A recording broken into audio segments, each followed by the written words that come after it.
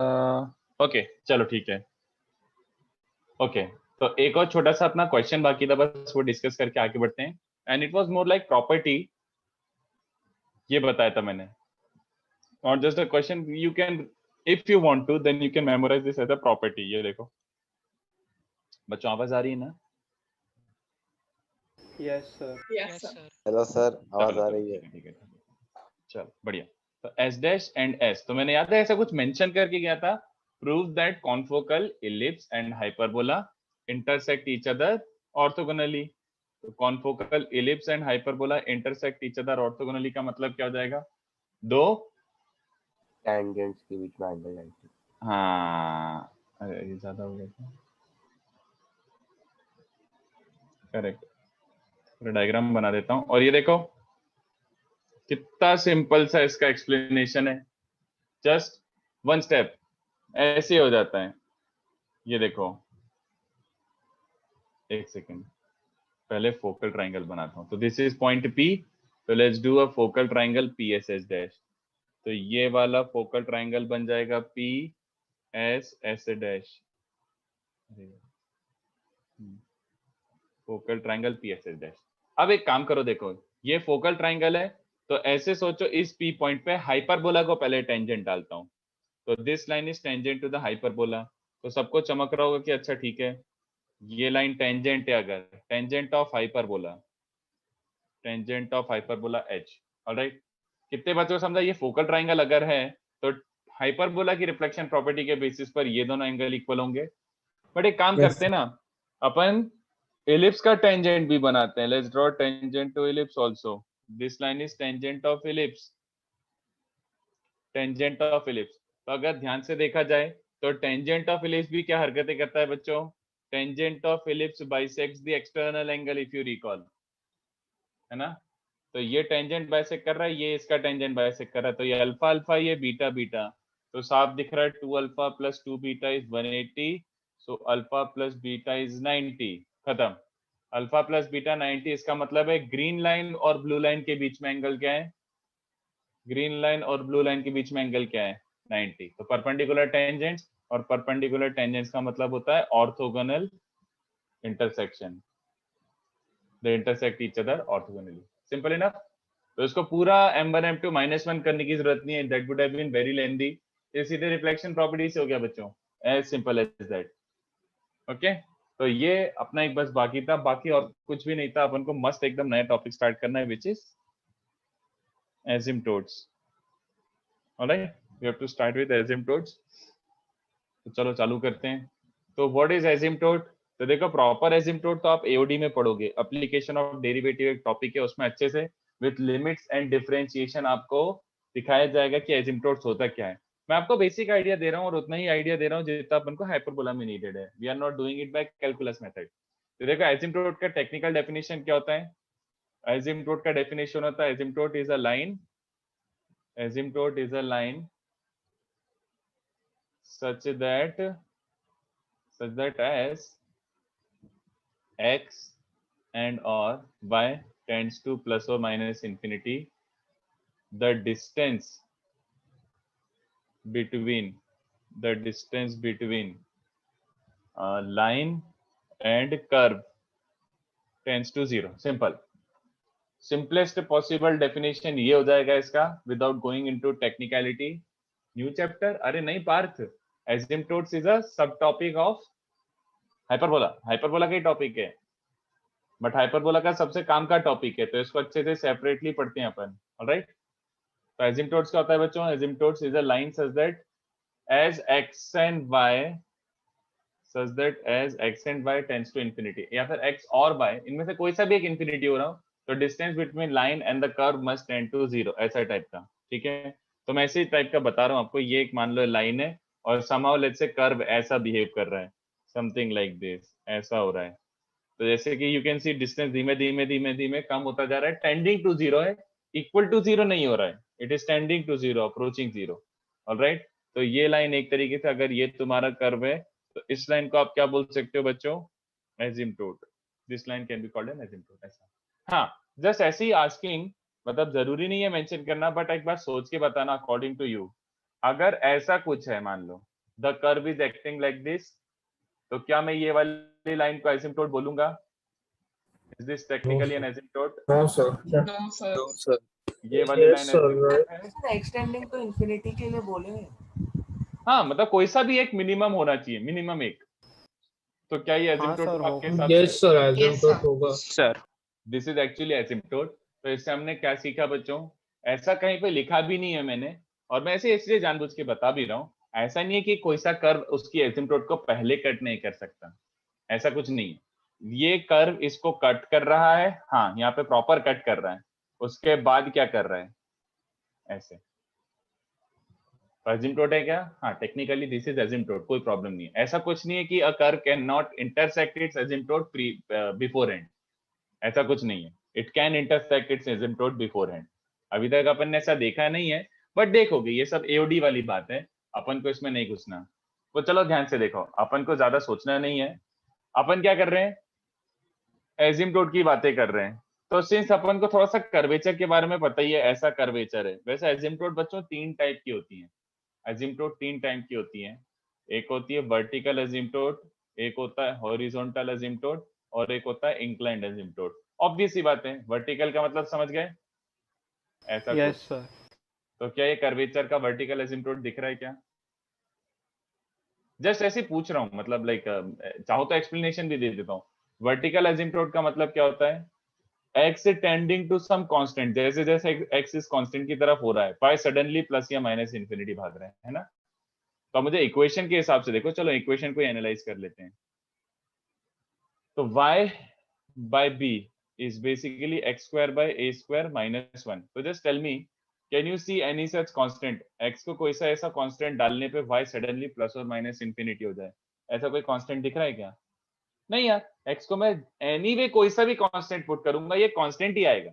Infinity हो ही नहीं रही है, there is nothing which is making this infinity. y infinity हो सकता है कि एकदम से कि x को मैंने 2 डाला 3 डाला और ये सडनली इंफिनिटी हो गया, नहीं यार, y भी फाइनाइट ही आएगा एज लॉन्ग एज ये पुट x एज फाइनाइट। तो वर्टिकल की पॉसिबिलिटी है ही नहीं, जबरदस्ती बेवकूफ बना रही।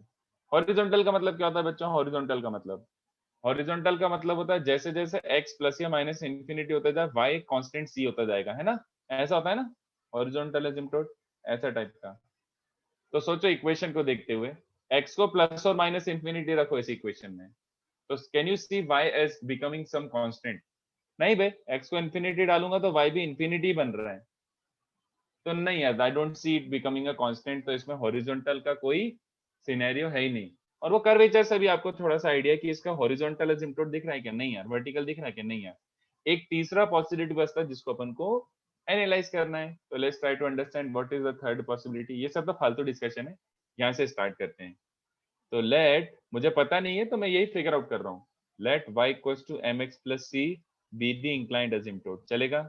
वर्टिकल और हॉरिजॉन्टल का तो पॉसिबिलिटी है ही नहीं, इंक्लाइंड हो सकता है, पता नहीं, ऐसे टाइप का जैसे मैंने बनाया ना बच्चों, इंक्लाइंड, स्लोप 0 भी नहीं है, इंफिनिटी भी नहीं है।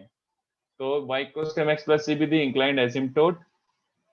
ऑलराइट, तो मैं एकदम बच्चों वाला मेथड बता रहा हूँ, I am not doing it by calculus method. अभी अपन को कैलकुलस वाला आता नहीं है, तो उस पर डिस्कशन की जरूरत ही नहीं है। तो ये देखो, अगर ये लाइन इंक्लाइंड एसिम्प्टोट है, तो इसको मैं एक काम करता हूँ, अपने हाइपरबोला से सॉल्व करता हूँ।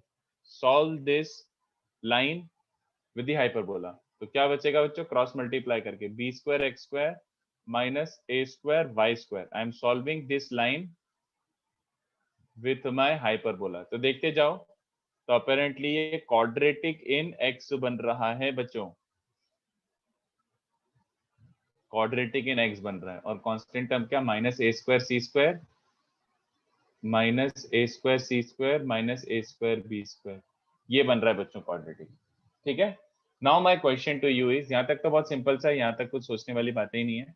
Now my question to you is, अगर ये इंक्लाइंड एसिम्प्टोट है, मान लो if this is an inclined asymptote, if it exist, मुझे नहीं पता ये ट्रू है या नहीं है, I am just trying to figure out, but assuming if it's an inclined asymptote, ये कर्व को कहाँ पे कट करेगा बताओ? इसके रूट्स, मतलब ये लाइन को मैं इस कर्व से सॉल्व कर रहा हूँ ना, तो इसके रूट्स टेक्निकली क्या बोल सकता हूँ? यस और नो? प्लस और माइनस में मत जाना, बट कितने बच्चों से technically this line is suppose to intersect the curve at infinity. I hope everybody is following this. ठीक है, ये लेमैन मेथड है। लेमैन मतलब इसके लिए मुझे कैलकुलस की जरूरत नहीं है, बेसिक क्वाड्रेटिक की मेथड से कर रहा हूँ। बट इतना समझ आ रहा है कि अगर ये एसिम्पटोट माना है तो ये इसको जो रूट्स हैं इसके रूट्स इंफिनिटी और इंफिनिटी होंगे ना। आई होप सबको समझा हो। और इसी को अपन थोड़ा सा क्वाड्रेटिक वाली बुद्धि लगा लेते हैं। x की जगह 1/x डाल दो। x की जगह बच्चों 1/x डाल दो। तो x की जगह 1/x डालने से क्या होता है बच्चों? सर वी कैन से ना कॉन्ट्राडिक्शन बनाना है तो फिर पहले दोनों टर्म्स को जीरो कर सकते हैं। अच्छा ठीक है, वैसे वो पता है तो ऐसे ठीक है, मैं तो ऐसे प्रेफर करता हूँ सर बोलना। आपने ही बताया था एक क्लास में। नहीं मैंने कहा, मैं तो आपको पहली बार पढ़ा रहा हूँ। नहीं मतलब आपने लाइक हाइपरबोला एक टाइम बोला था कि कॉन्ट्राडिक्शन हो उसका मतलब कि रूट्स इन्फिनिटी होते हैं। हाँ ठीक है, तो कॉन्ट्राडिक्शन है रूट्स इंफिनिटी होते हैं ये, बट मैं तो अभी फिलहाल क्वाड्रेटिक के उधर से दिखा रहा हूँ। मतलब what is the condition for a quadratic to have both roots infinity. ये थोड़ा अलग डायरेक्शन से स्टार्ट कर रहे हैं अपन को। इस बार रूट्स दिए हुए हैं इंफिनिटी इंफिनिटी, और फिर इंटरप्रेट करना है कि क्या हो जाएगा। तो मैं इसको प्रॉपरली समझा रहा हूँ। देखो ये तुमको समझता है ओके क्या? सर। हाँ ax yes. Square plus bx plus c equals to 0। अगर इसके रूट्स इंफिनिटी इंफिनिटी हैं तो मैंने x की जगह 1/x रख के एलसीएम ले लिया। तो ये जो क्वाड्रेटिक है इसके रूट्स क्या हो जाएंगे बताओ? 0। x की जगह, हाँ x की जगह 1/x रखने से रूट्स रेसिप्रोकल आ जाते हैं ना, मतलब इसके अल्फा बीटा है तो इसके 1/अल्फा 1/बीटा हो जाएंगे। आई hope you understand. I hope ये सबको समझा हो। तो टेक्निकली इसके रूट्स इनफाइनाइट होना मतलब सेकंड वाली जो क्वाड्रेटिक है इसके रूट 0 0 होना। और किसी क्वाड्रेटिक के अगर रूट्स ही 0 0 है, अगर दोनों ही रूट 0 0 है, इसका मतलब है कांस्टेंट टर्म ये 0 होगा। समझ रहे हो ना? अल्फा प्लस बीटा क्या होता है? Minus B by and alpha into beta क्या होता है? C by. तो अल्फा और बीटा अगर 0 है तो सी भी 0 बी भी 0। तो सी मतलब कांस्टेंट टर्म 0 एंड बी मतलब कोफिशिएंट ऑफ एक्स स्क्वायर भी 0। तो अब ध्यान से देखो इससे अपना कंक्लूजन क्या निकल रहा है। What are we able to conclude from here? यहां से मिल रहा है m is plus minus b by a and a तो 0 हो नहीं सकता, m नॉन जीरो था क्योंकि इंक्लाइंड एसिम्पटोट लिया था, तो c मस्ट हैव बीन 0। तो देखो ये सब एनालिसिस करके मुझे क्या आया? I ended up getting something real and something true. मतलब ऐसा कॉन्ट्राडिक्शन टाइप नहीं आया। I started with a line y equals to mx plus c. I assumed it to be an inclined asymptote and I ended up getting something sensible. I ended up Sir? getting something sensible. Yeah, tell me. Sir ये first page है। हाँ ये first page है। Sorry sir पर मैं lecture अभी late join किया, अभी अभी से देखूंगा तो समझेगा। हाँ हाँ हाँ बिल्कुल समझेगा। मैं एक सेकंड में वापस से बता देता हूँ फटफट। Hence the asymptotes are y equals to mx और c तो 0 है। अच्छा, आपको सेकंड 2a स्क्वायर cn 0 कैसे आया? Yes, sir, same अरे doubt. ये तो same doubt. ax square plus bx plus c equals to 0, अगर दोनों ही रूट 0 हो तो सम ऑफ द रूट्स क्या बोलता है? Minus b by product of the roots क्या बोलता है? c by. तो अल्फा प्लस बीटा भी 0 है, अल्फा इंटू बीटा भी 0 है, तो b भी 0 है, c भी 0 है, तो x का कोफिशिएंट भी 0 और कांस्टेंट टर्म भी 0। प्रीटी ऑब्वियस ना? क्या हुआ? तो x और कांस्टेंट टर्म दोनों के कोफिशिएंट 0 होंगे ऐसा, Okay, sir, got अगर it. दोनों रूट 0 होता है ना। तो चलो देखो, तो इसमें से क्रक्स ऑफ डिस्कशन क्या हो गया? समझने वाली बात, ये प्रूफ को इतना इंपॉर्टेंट नहीं है, मैं तो बस ऐसे ही किसी ना किसी मेथड से तो डिराइव करना ही है, तो कर ही रहे हैं और क्या। तो ये देखो इसका डायग्राम ज्यादा इंपॉर्टेंट है। डायग्राम क्या बन रहा है बच्चों?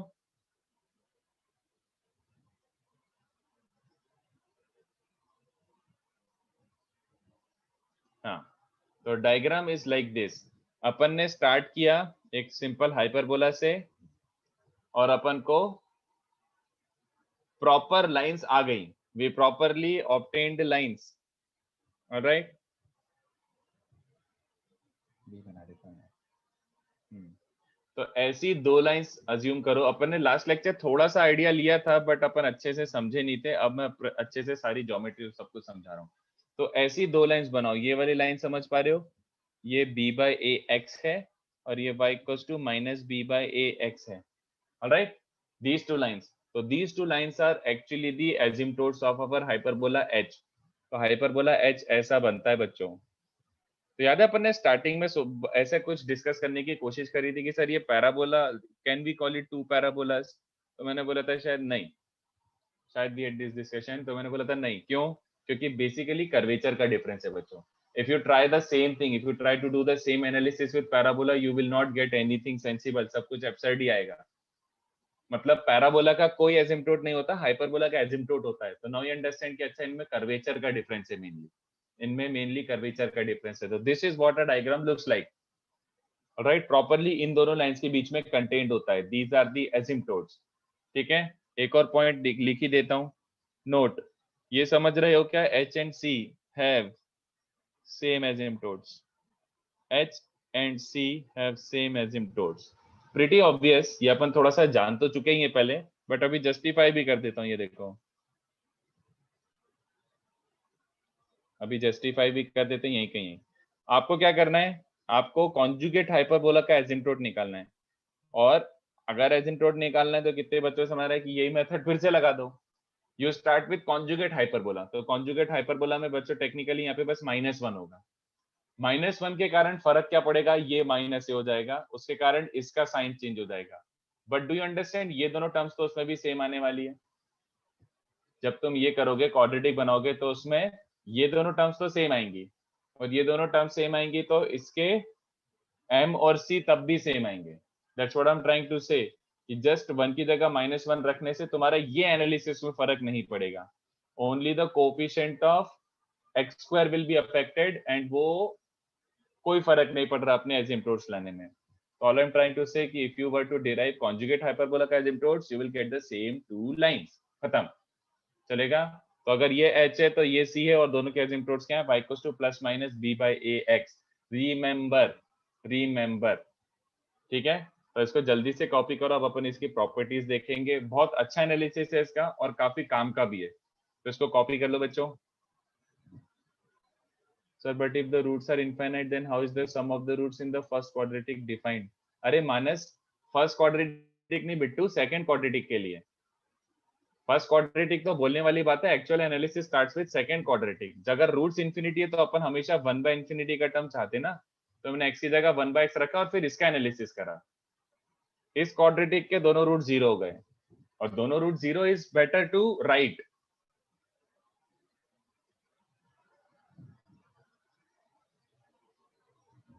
इसके ऊपर कुछ भी, अच्छा हाँ जतिन, इसके ऊपर एक था बस, वो लास्ट लेक्चर का एक क्वेश्चन रह गया था, बस वही था, और कुछ नहीं.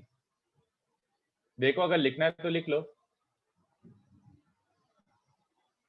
देखो, लिखना है तो लिख लो, बट इसको अपन को पूरा अच्छे से डिटेल में पढ़ते जाना है. काफी काम की चीज भी है ये, काफी काम की चीज है ये बच्चों.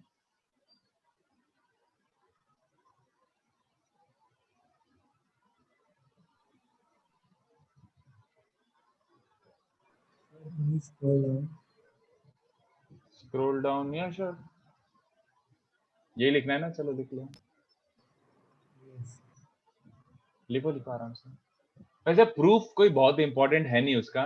The crux of discussion is the asymptotes are given by these two lines, y equals to plus minus b by ax.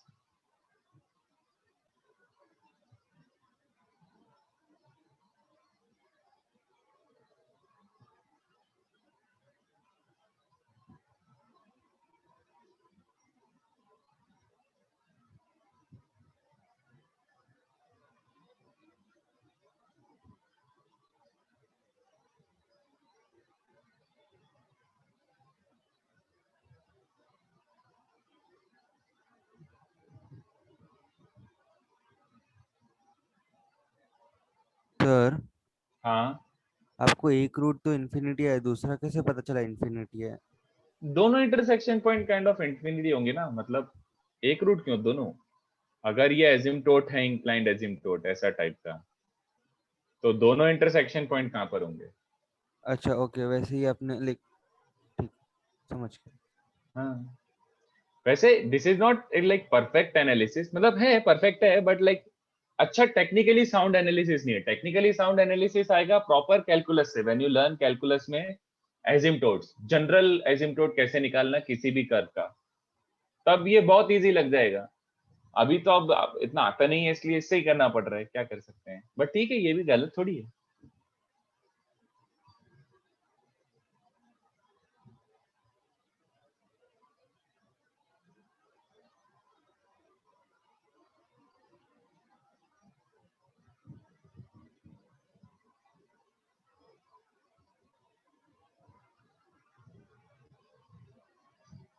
थोड़ा सा नीचे स्क्रॉल कर रहा हूँ, देखो।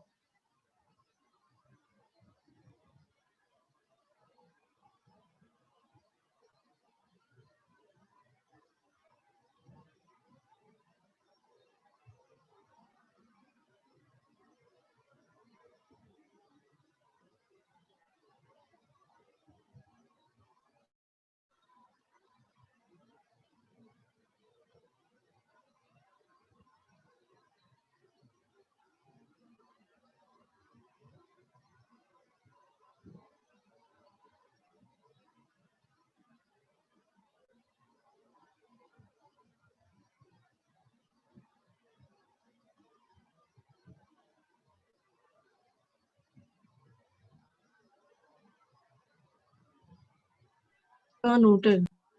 ओके चलो, तो अब आगे बढ़ते हैं। सर ठहरिए ऑलमोस्ट प्लीज सर। ओके, मतलब थोड़ा सा नीचे स्क्रॉल कर देता हूँ, जरा सा बस इतना, ठीक है। चलो, तो एक्चुअली इसमें होता क्या है, इसकी प्रॉपर्टीज सबसे ज्यादा काम की होती है, सबसे ज्यादा प्रॉपर्टीज काम की होती है। क्वेश्चन इसकी प्रॉपर्टी बेस्ड ही बनेंगे। तो एक और नोट, एक्चुअली में h की इक्वेशन क्या है बच्चों, x square by a square minus Y square by B square equals to 1। c की इक्वेशन क्या होती है, x square by a square minus Y square by B square equals to -1। और एक नया नोटेशन इंट्रोड्यूस कर रहा हूँ, कैपिटल ए। ऑफिशियल नोटेशन नहीं है, हमारे बीच की बात है ये। एक नया नोटेशन आ गया है, एच सी एंड ए। तो एच और सी तो सबको पता ही था, अब ये ए क्या है, कितने बच्चों को समझ रहा है? Capital A is nothing but asymptotes but pair.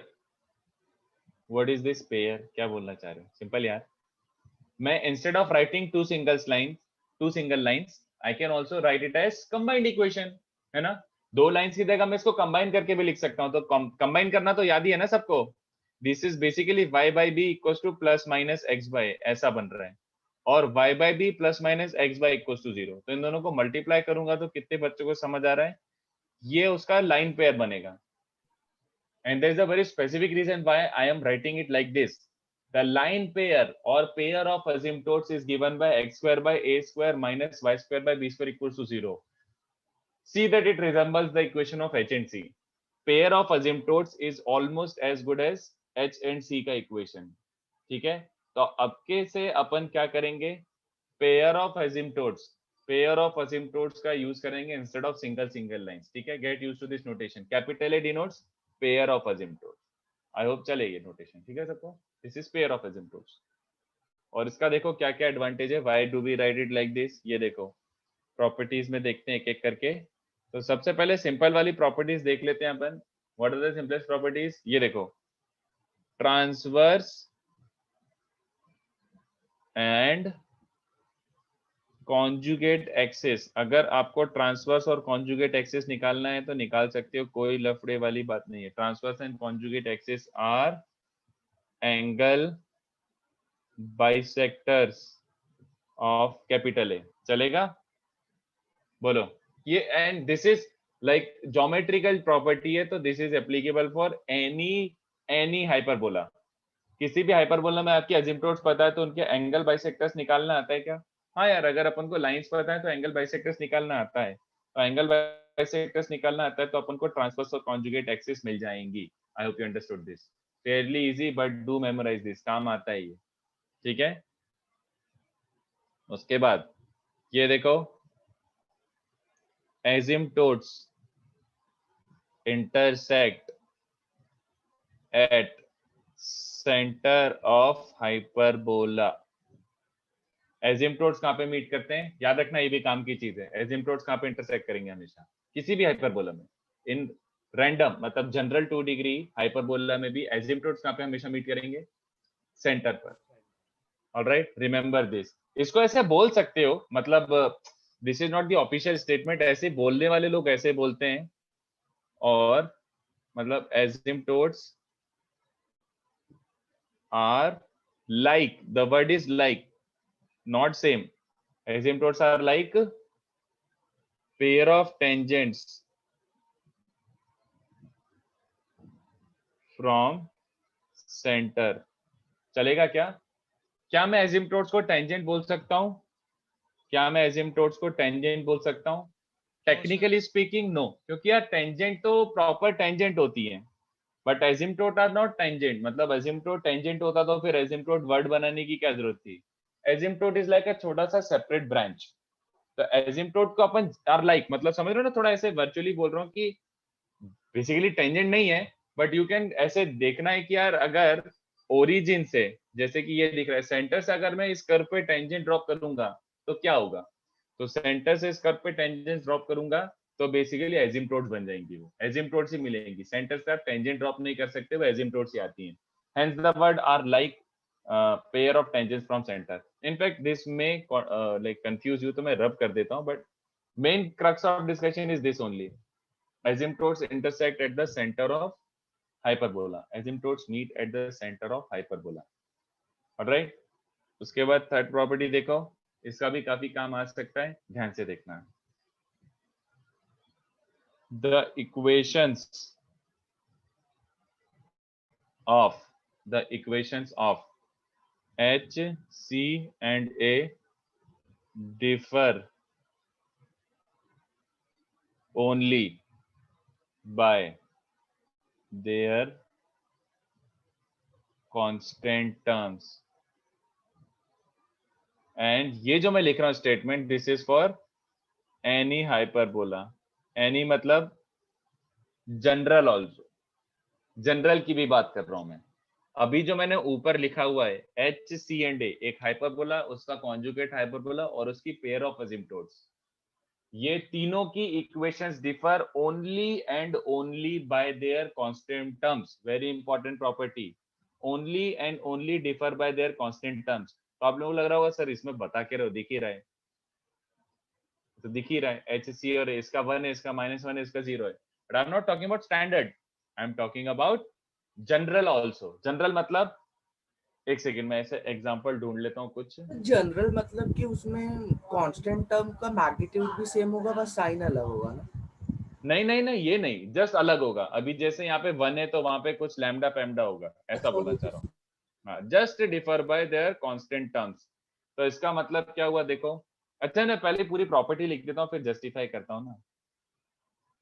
नहीं, पहले जस्टिफाई कर देता हूँ, रुको। आप बोल रहे होगे कि यार ये कैसे, मतलब इसमें दिख रहा है बट बाकी जगह कैसे? चलो ये देखो, कितने बच्चों को समझ रहे हैं कि अभी तुम्हारा ये पेयर ऑफ एसिम्पटोट है और ये तुम्हारा हाइपरबोला है और ऐसा का ऐसी है कॉन्जुगेट हाइपरबोला है।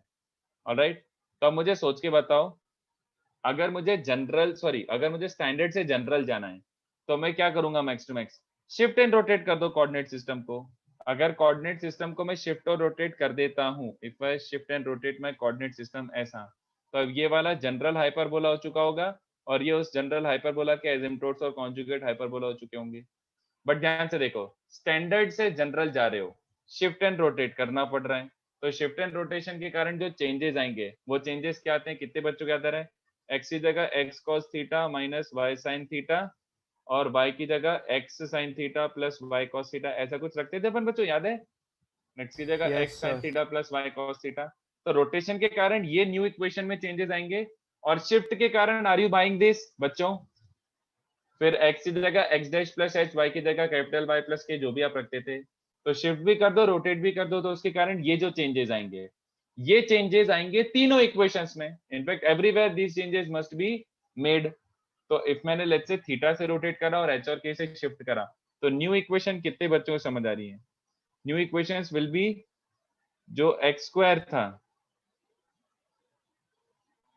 ये बन जाएगा, y स्क्वायर था ये बन जाएगा। तो all of you can visualise कि ये तो एक जनरल 2 डिग्री टाइप बन गया।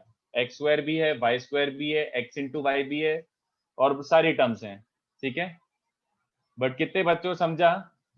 अगर हाइपरबोला की इक्वेशन देखें तो राइट साइड में 1 रहा होगा, कॉन्जुगेट के लिए -1 रहा होगा और एसिम्पटोट के लिए 0 रहा होगा। Tell me one thing, if I were to take LCM तो a square b square right side में जाएगा। Would it make any difference in x square वाला टर्म, y square वाला टर्म, xy वाला term, x term, y term? इन सब में कोई भी चेंज आने वाला है? यहाँ पे 1 हो चाहे -1 हो, यहाँ पे 0। मैक्स टू मैक्स ये इनकी कांस्टेंट टर्म्स को एडिट करेगा ना आफ्टर टेकिंग एलसीएम। जब एलसीएम लूंगा तो b square this a square this और ए स्क्वायर बी स्क्वायर या तो वहां पे प्लस हो जाएगा या माइनस हो जाएगा या फिर जीरो होगा. But I hope you understand कि it does not contribute at all.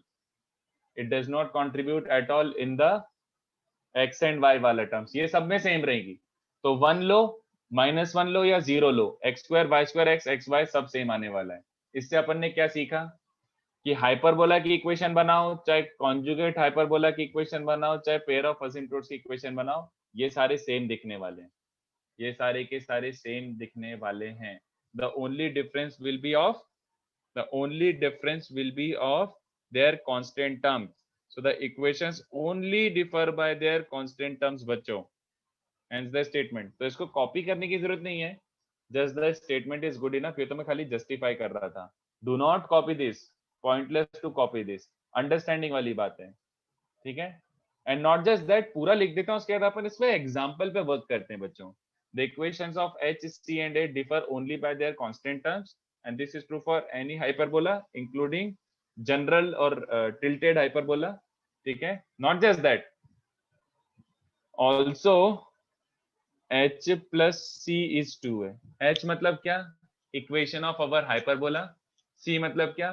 Equation of conjugate hyperbola. और A मतलब क्या? Equation of pair of asymptotes. Equation of pair of asymptotes. H plus C 2 है. Do I have to justify कि understand कि हाँ ठीक है, थोड़ा फील तो आ गया है. इन दोनों की इक्वेशन को ऐड करने पे 2 टाइम्स पेयर ऑफ एसिम्प्टोट्स की इक्वेशन मिलती है.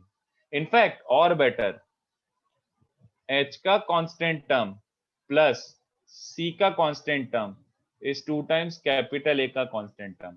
क्या बच्चों को मेरी बात यहां तक समझ आ रही है? देखो ना, अब जब पूरा का पूरा X और Y और सब कुछ सेम है, तो यहाँ पे X और Y सेम, यहाँ पे X और Y सेम और यहाँ पे 2 टाइम्स X और Y सेम, तो सारे X और Y कैंसिल ही हो जाएंगे.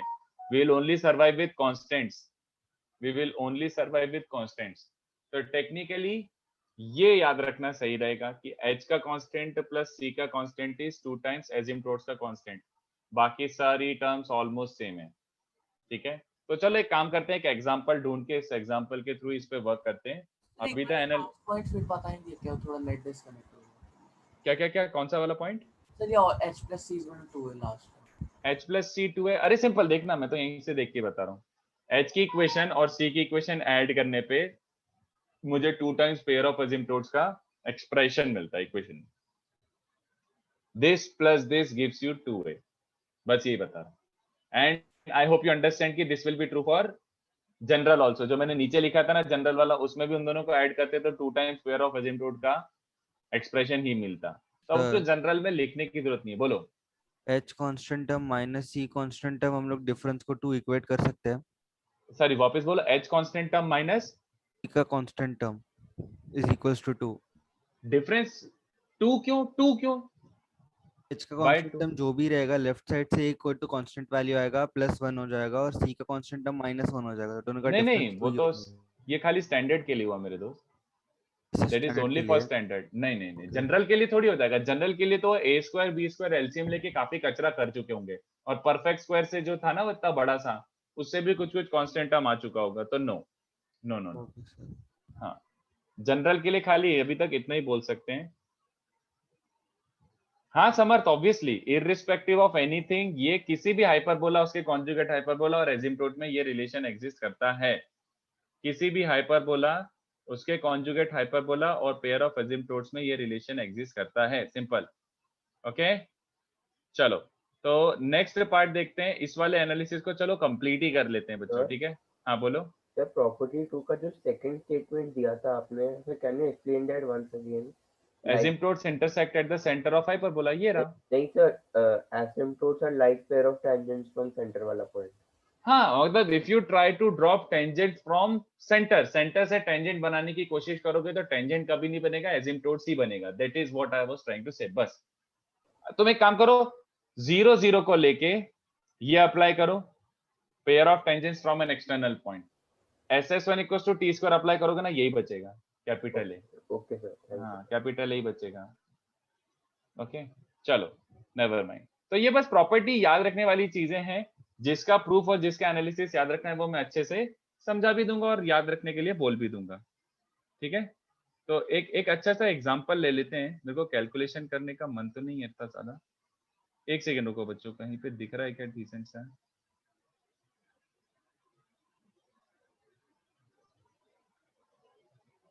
एक काम करो, इतना कॉपी करो, मैं एक एग्जांपल ले लेता हूँ, अपन को यहाँ से स्टार्ट करना था। एक आध एग्जांपल ढूंढ के इस पे बताता हूँ, इतना पहले कॉपी करो। जब तक इसमें एग्जांपल नहीं करेंगे तब तक बच्चों को फील नहीं आएगा।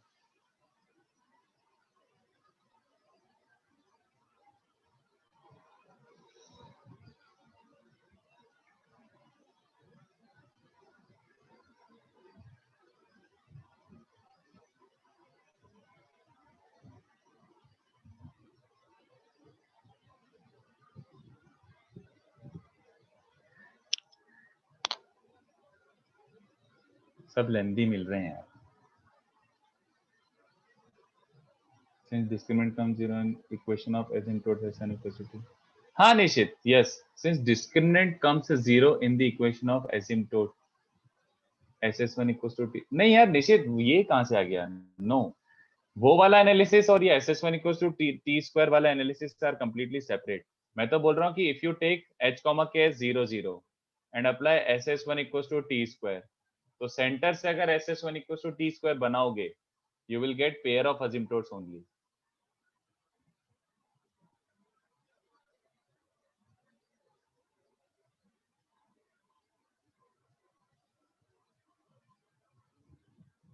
सर तो हम ऐसे बोल सकते हैं कि हाइपरबोला एक बाउंडेड कर्व है। नहीं, बाउंडेड नहीं है यार। बाउंडेड कैसे, बताना जरा। ये लाइन भी तो इन्फिनिटी की तरफ जा रही है। बाउंडेड मतलब होता है रेंज इज नॉट इनफाइनाइट, मतलब किसी एक इंटरवल में डिफाइंड है।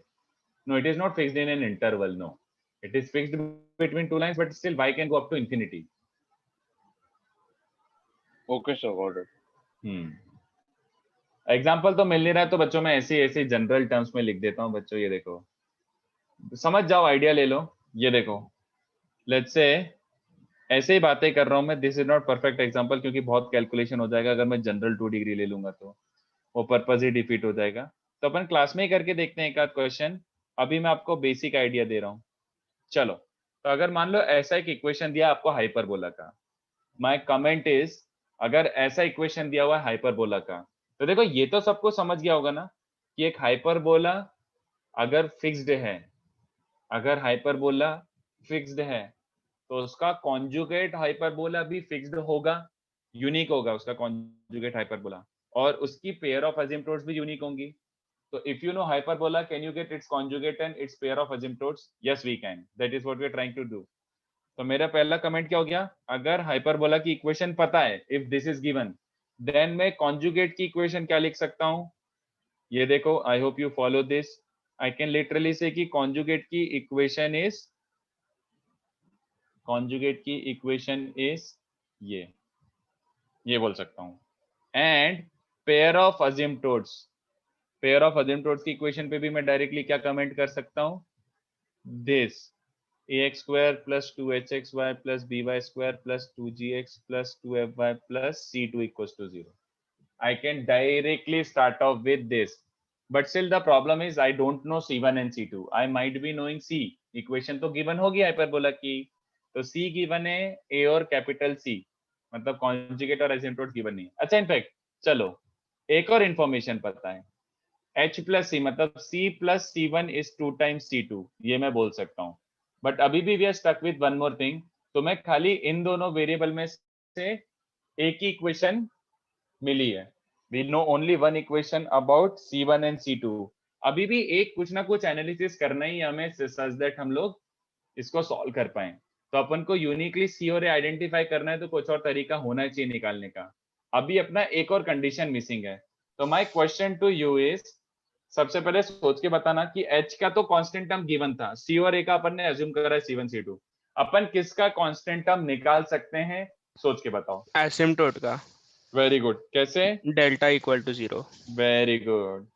We find c2 first. c2 मतलब अपने पेयर ऑफ एसिम्प्टोट का कांस्टेंट पहले निकाल सकते हैं। कैसे?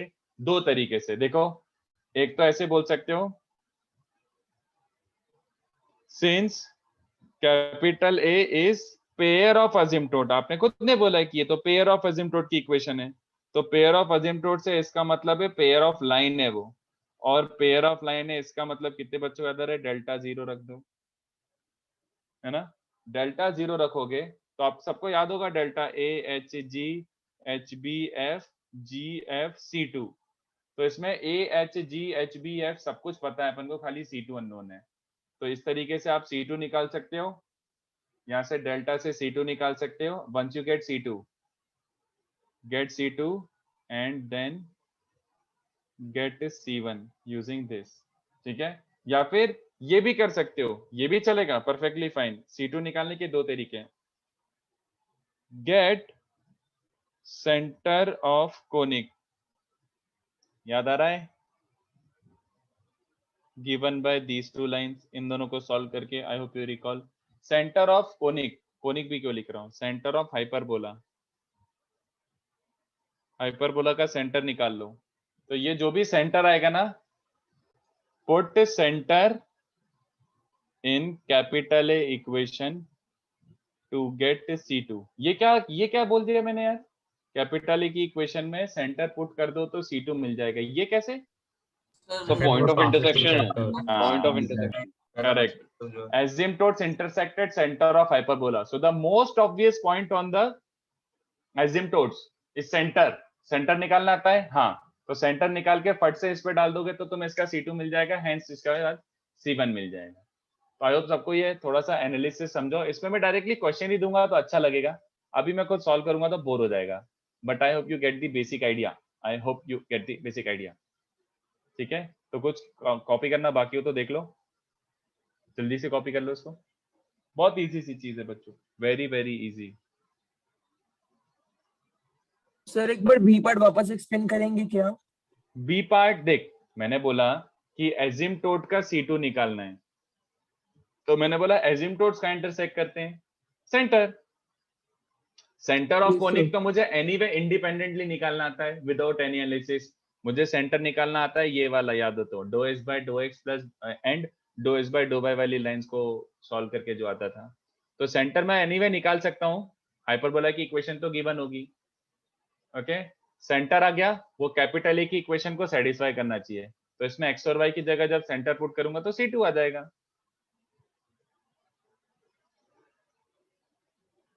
Okay sir.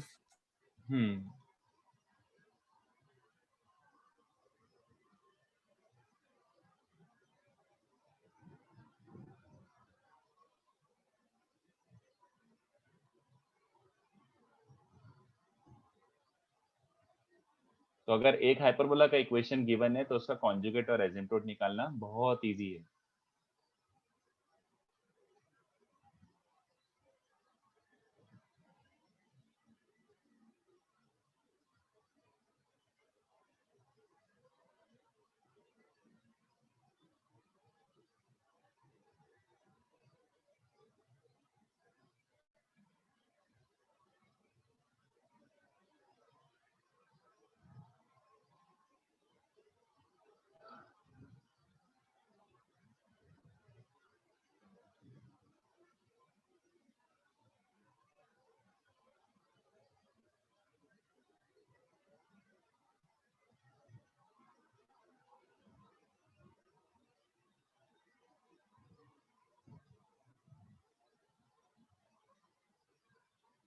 नहीं यार समर्थ, ये नहीं कह सकते Samarth, we can not really say H का कांस्टेंट एंड सी का कांस्टेंट नेगेटिव होते हैं एक दूसरे के, नो। वो तुम वैसे समझो ना कि जब मैं वो परफेक्ट स्क्वायर वो गंदा सा बनाया था, x cos plus y sine plus h का होल स्क्वायर और ऐसे करके होल स्क्वायर, तो यहाँ पे 1 है, यहाँ पे -1 है, but because of LCM and H और के सब एलसीएम ले लुआ कि वो वाला कांस्टेंट का रिलेशन चेंज हो जाएगा, कुछ रैंडम ही हो जाएंगे दोनों के दोनों कांस्टेंट।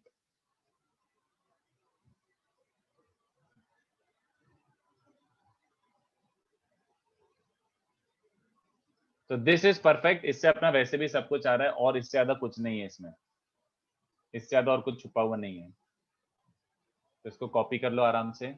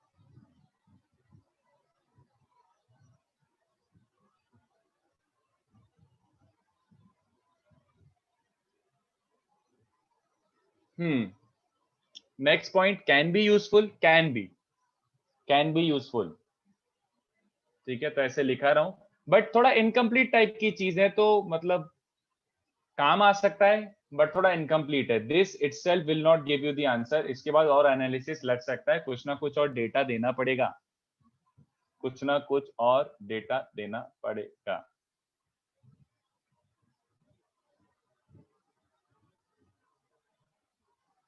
सर आपने फोर्थ पॉइंट क्या लिखा है?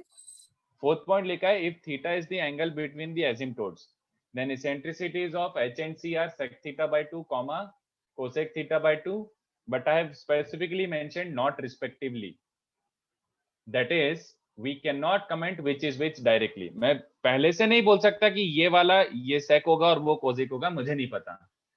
इनफैक्ट रुको मैं बता रहा हूँ, अच्छा इसको लिख लो इसमें को, बट ये है कि इन दोनों की eccentricities इन दोनों में से होंगी, बट कौन सा क्या है वो नहीं पता unless you tell something more, और डेटा नहीं दोगे तो मुझे नहीं पता कौन सा क्या है।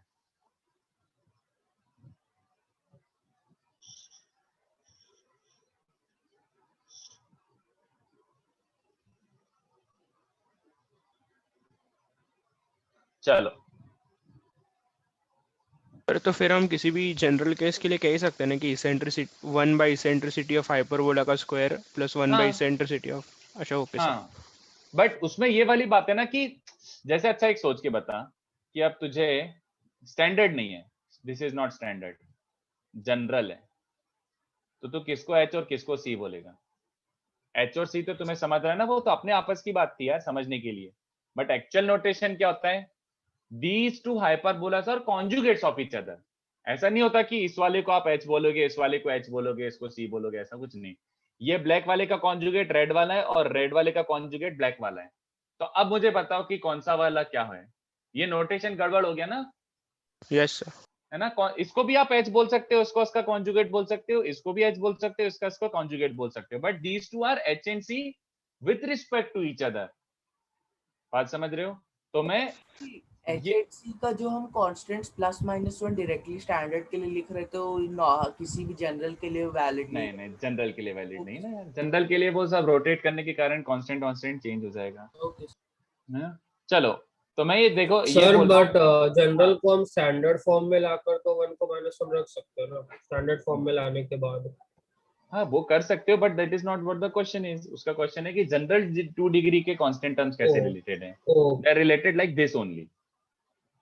जब तक तुम स्टैंडर्ड फॉर्म में लाओगे तो C1 C2 थोड़ी बचेंगे कांस्टेंट टर्म्स, कुछ और हो चुके होंगे, पूरा चेंज हो चुका होगा। चलो तो फोर्थ वाला पॉइंट देखो, theta is the angle between asymptotes.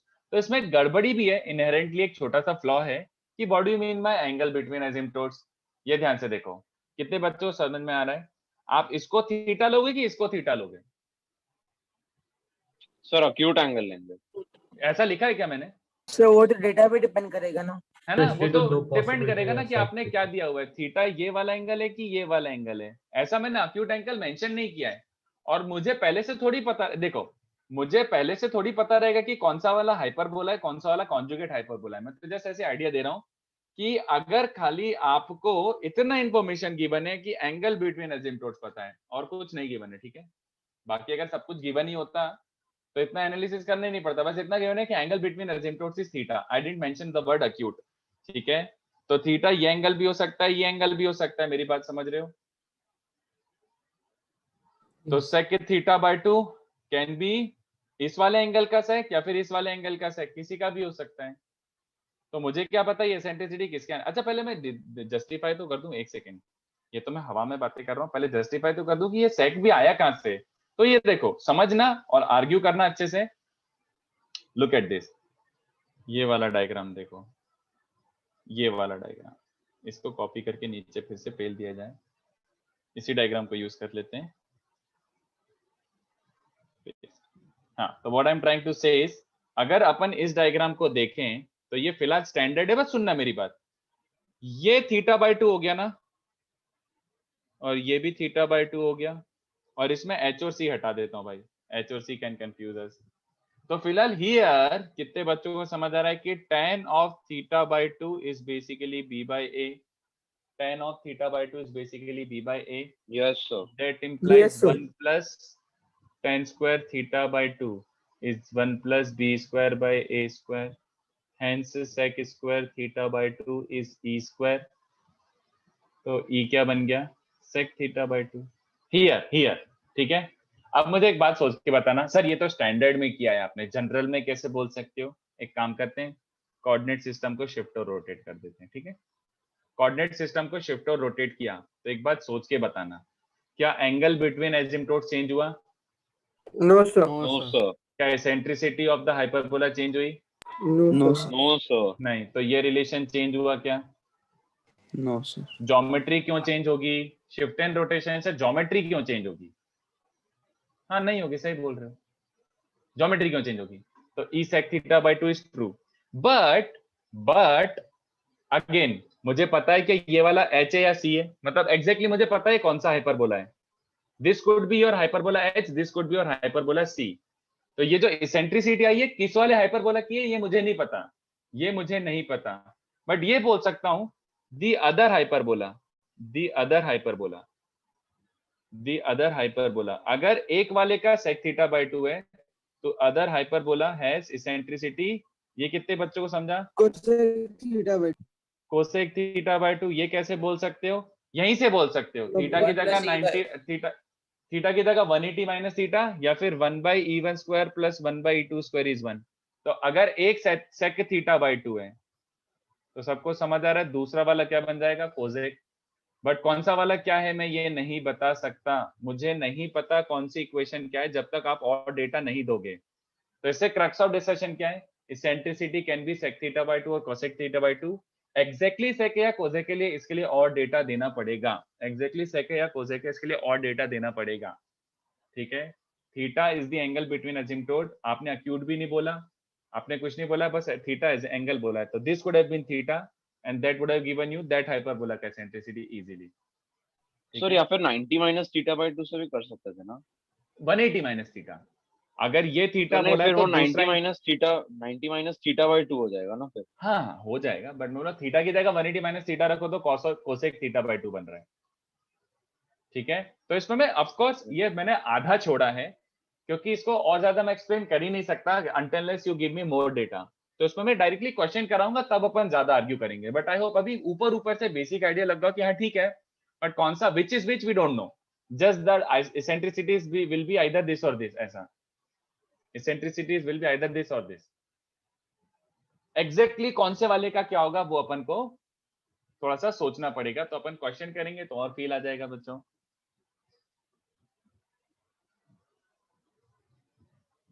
अभी इसमें इक्वेशंस भी गिवन नहीं है,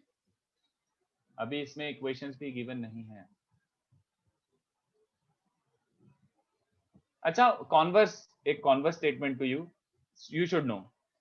अगर ये एसिम्प्टोट्स हैं तो इसके कितने हाइपरबोला बन सकते हैं? मतलब how many hyperbolas are there which can have these as asymptotes?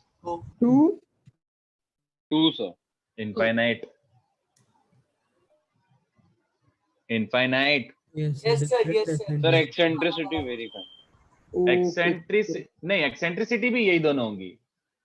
अरे ये कर लो ना, मुझे बताओ मैं इसी एसिम्प्टोट को ये लिख सकता हूँ कि नहीं? बताओ.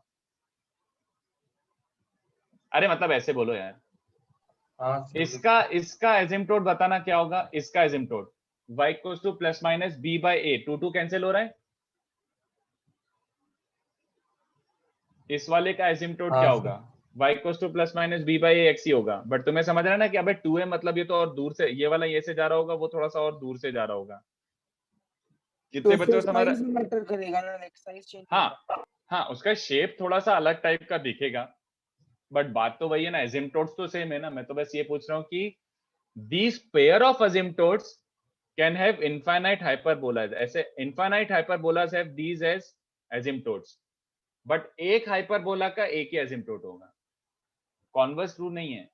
इनफैक्ट ऐसा ले लो 3 है, इसका एसिम्प्टोट्स तो वही आएगा y equals to plus minus b by x, but इसका वर्टेक्स काफी दूर हो चुका होगा, ऐसा टाइप का बन रहा होगा, काफी दूर हो चुका होगा, ऐसा टाइप का बन रहा होगा. तो एसिम्प्टोट से हाइपरबोला फिक्स होता है क्या? अगर एसिम्प्टोट गिवन है तो हाइपरबोला फिक्स हुआ क्या? बताओ. No sir. नो. बट अगर हाइपरबोला गिवन है तो एसिम्प्टोट फिक्स हुआ क्या? हाँ सर. हाँ. सर ये e equal to sec theta by 2 किसी भी जनरल हाइपरबोला हाँ के लिए हाँ वैलिड, हाँ लेकिन इसके डेरिवेशन में तो आपने tan theta by 2 equal to b by लिखा, तो वो यस बिट्टू, बट मुझे बता, ये करने के बाद I shifted and rotated, now has it become general? Yes yes, but क्या एंगल बिटवीन एसिम्प्टोट्स चेंज हुआ? एंगल बिटवीन एसिम्प्टोट्स नहीं सर, नहीं ना, शिफ्ट एंड रोटेशन से नहीं होता है। क्या ये जनरल हो चुका है अब? यस सर, यस सर, क्या इसकी सेंट्रिसिटी चेंज हुई है? नो, तो why with this relation change, e equals to sec theta by 2? Okay sir, पहले sec थीटा बाय 2 तो एसेंट्रिसिटी चेंज नहीं है और थीटा चेंज हुआ तो अभी भी sec थीटा बाय 2 है बस। Okay sir, got So we can also say ना कि वो angle b by a with axis और एक्सिस भी रोटेट होगा तो एंगल तो कांस्टेंट ही रहेगा उन दोनों के बीच में। हाँ, angle with the major axis will not change, correct. हाँ यस यस, तो you could justify like that, सही है, ठीक है। सर आप रिटर्न कॉन्वर्स स्टेटमेंट लिख देंगे क्या? कॉन्वर्स क्या था कि कोई काम का नहीं था, अपने बीच की बातें। Asymptote does not fix the hyperbola. If hyperbola is given, then asymptotes fixed होंगी, but asymptotes are given, then hyperbola fixed नहीं होगा। Infinite possibilities है hyperbola की। कोई काम का नहीं, मैं तो ऐसे ही पूछ रहा था, ऐसे ही बेसिक डिस्कशन कर रहे थे, ठीक है।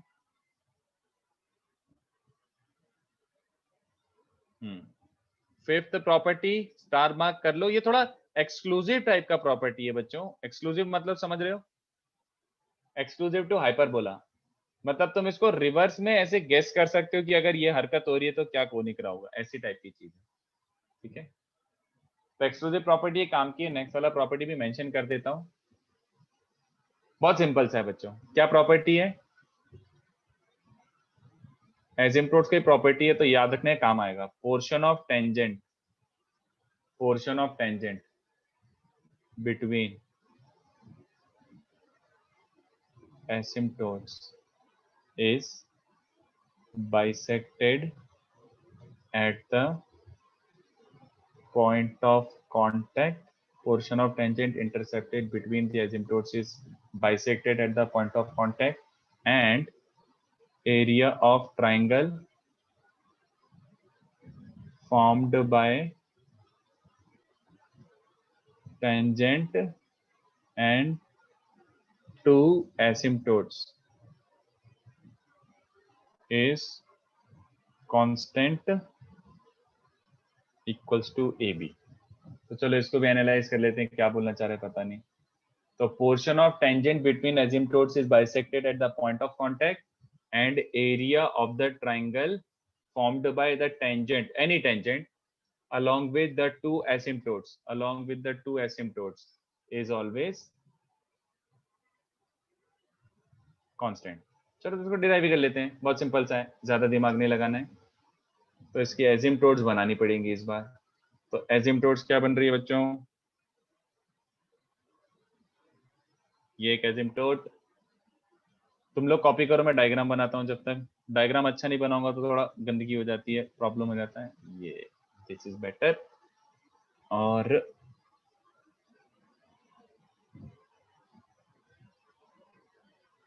This is good.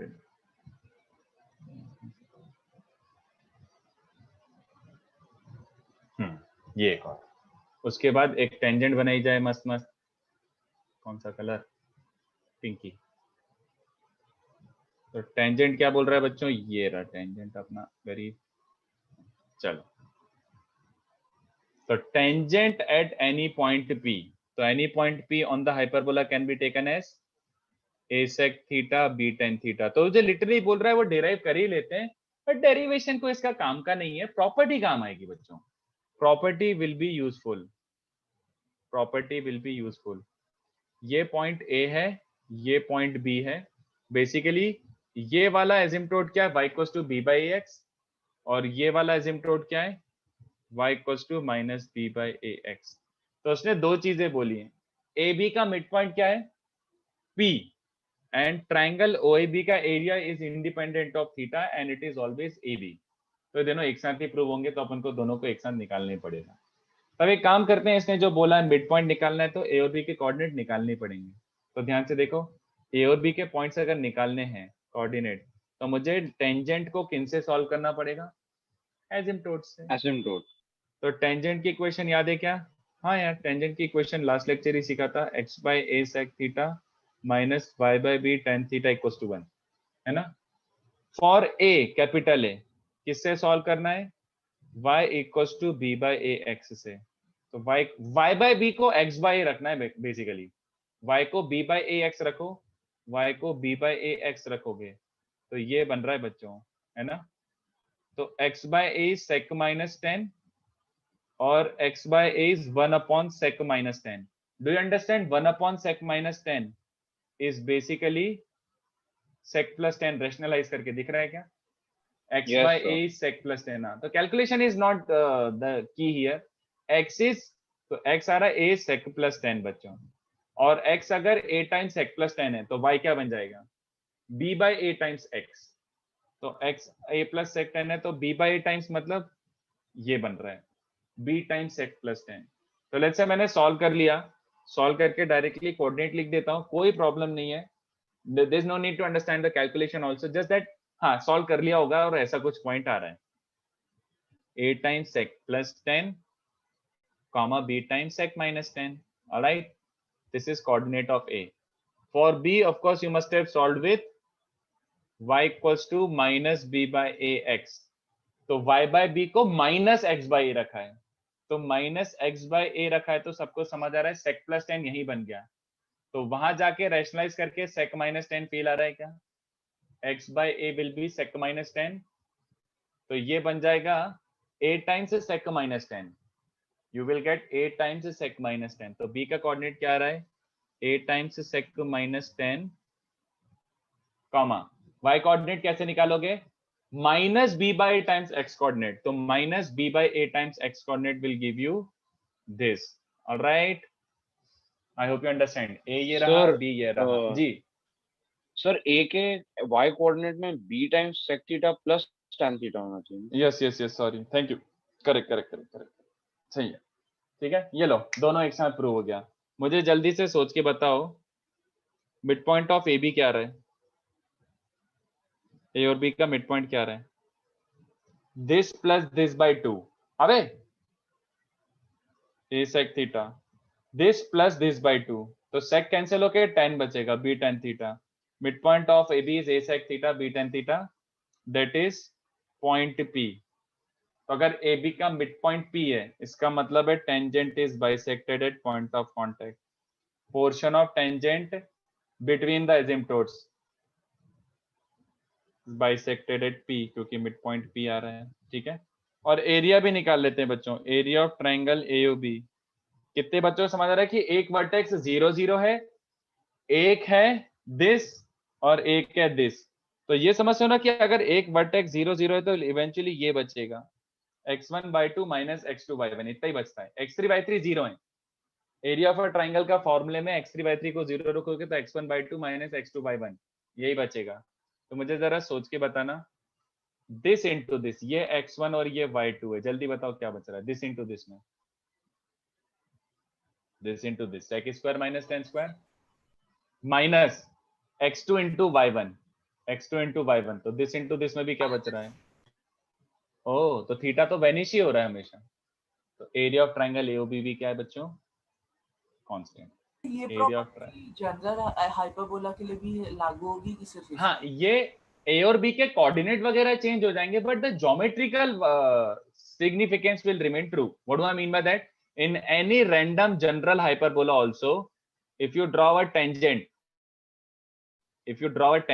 ऐसा हाइपरबोला मान लो, ये टेंजेंट बनाऊंगा तो ये मिड पॉइंट रहेगा इसका, और ये ट्रायंगल का एरिया कांस्टेंट रहेगा। You can again justify this by, let's say अभी तो ट्रू है, स्टैंडर्ड में ट्रू है, मैं शिफ्ट और रोटेट कर दूं तो क्या ए और बी का मिड पॉइंट पी नहीं रहेगा? रहेगा। ए और बी का ट्रायंगल एरिया चेंज हो जाएगा? नहीं, बस, तो जनरल में भी ट्रू है, simple. You don't need any justification, this is good enough. ठीक है, this is good enough. And एक और प्रॉपर्टी होता है सिक्स्थ वाला, ये भी काइंड ऑफ एक्सक्लूसिव है, ये भी काम आ जाता है, बट मैं ये प्रूव नहीं कर रहा, मेरे को बहुत बोर होता है। अगर आपको इच्छा हो तो मैं ऐसा होमवर्क दे देता हूँ। This is very boring. chord AB of hyperbola meets asymptotes at C and D, then midpoints of AB and CD same, midpoints of AB and CD same. तो ये वाला भी प्रॉपर्टी लिखा देता हूँ, फिर पूरा एक साथ कॉपी कर लेना. But I am not proving this one, ये मैं प्रूव नहीं कर रहा, इसको मैं एज अ होमवर्क दे देता हूँ, आप ट्राई कर सकते हो खुद से. बोरिंग है, बहुत बोरिंग है, इसलिए मैं टाइम पास नहीं करता इसमें. But I should mention the diagram क्योंकि अपन इसको यूज करेंगे आने वाले क्वेश्चंस में. ओके ये रहा और ये रहा. बट इसमें मैं एक्सपेक्ट कर रहा हूँ एक क्वेश्चन जो आपको पूछना चाहिए. लेट्स सी कोई बच्चा पूछता है कि नहीं पूछता है, मैं वेट करूंगा एक क्वेश्चन का. तो जैसे ये अपना एक हाइपरबोला है h, ठीक है, तो for any hyperbola also this property is true. तो इसका एक कॉर्ड बनाओ. तो इसका कॉर्ड जैसे मैंने ये बना दिया, मान लो दिस, तो ये तुम्हारा था बच्चों a और b. Okay, this was your chord AB. तो AB फिलहाल एक्सटेंड करना पड़ रहा है, AB सपोजिटली एक्सटेंड करना पड़ रहा है to meet the asymptotes at CD. So what I'm trying to say is midpoint of AB is same as midpoint of CD or AC equals to BD, ये बोलना चाह रहा हूँ, ठीक है. And this stays true even for this diagram, कौन सा diagram यार, वर्टिकल लाइन क्यों चली जाती है, ये हमेशा होता है मेरे साथ. दिस डायग्राम मतलब कॉर्ड बच्चों ऐसी भी हो सकती है. वैसे नेक्स्ट लेक्चर का डिस्कशन है, कॉर्ड को अच्छे से अपन डिटेल में डिस्कस करेंगे, कुछ भी नहीं छोड़ेंगे अपन, पूरा एनालिसिस करके तोड़ मरोड़ के फेंक देंगे. बट कितने बच्चों को समझा सर, इसको कॉर्ड बोलोगे क्या? माय क्वेश्चन टू यू, मेरे को तो आता है, चलो यस सर, है ना. Yes, sir. हाँ ये भी कॉर्ड है, बट इसमें ध्यान से देखो क्या हो रहा है, थोड़ा उल्टा हो रहा है. इसमें C और D कहाँ पर आ रहे हैं, A और B के बीच में, A और B के बीच में आ रहे हैं. बट स्टिल AC और BD इक्वल होंगे, या फिर AB और CD का मिड पॉइंट सेम होगा. This is also chord. तो ये वाली कॉर्ड कैसे डिस्टिंग्विश करते हैं, क्या होता है, क्या नाम होता है, कोई डिफरेंस होता है, जो भी होता है वो अपन नेक्स्ट लेक्चर एनालाइज करेंगे, आज नहीं. आज तो अपन एसिम्प्टोट की प्रॉपर्टीज और उस पर आप क्वेश्चंस करते हैं. काफी ज्यादा थ्योरी हो गया बच्चों, lot of theory we had today. तो इसको अच्छे से कॉपी कर लो. इसका प्रूफ 6 वाले का प्रूफ आप घर से सोच के आना, बहुत पप्पू प्रूफ है, देखते हैं कितने बच्चों को चमकेगा. Very easy to prove. Sir in the 5th point what is important part of discussion, part the statement कि मिड पॉइंट पे टेंजेंट बाइसेक्ट होता है, सॉरी पॉइंट ऑफ कांटेक्ट पे टेंजेंट बाइसेक्ट होता है और ये एरिया ऑफ ट्रायंगल फिक्स्ड होता है. The proof is not really important, you should no बस द स्टेटमेंट काम का है. ओके सर आप एक बार 5th वाला पॉइंट दिखा सकते हैं? ये तो रहा, ये 5th वाली दिख रहा है, एक्सक्लूसिव करके जो लिखा है ये 50 है. Okay sir sorry. हाँ यही दोनों कॉपी करना है, इसके ऊपर तक का आप कर चुके हो, ये वाला यही दोनों से नहीं सर कर चुका हूँ यही बात. हाँ तो इसको लिख लो, इसके बाद 6 वाला भी दिखा देता हूँ. काफी थ्योरी हो गया आज, बट मैं एसिम्प्टोट्स पे क्वेश्चन दूंगा आपको. I am going to give you question on asymptotes.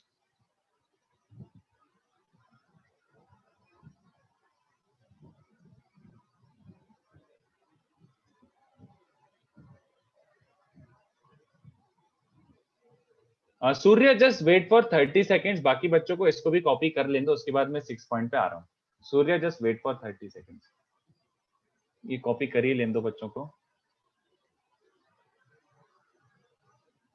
तो काफी टाइम निकल गया यार एक्सप्लेन करने में. मेरे को लगा था आज क्वेश्चन हो जाएंगे ढेर सारे, बट नहीं हो पाएंगे. बट कोई नहीं, मैं घर के लिए दे दूंगा, अच्छे से ट्राई करना.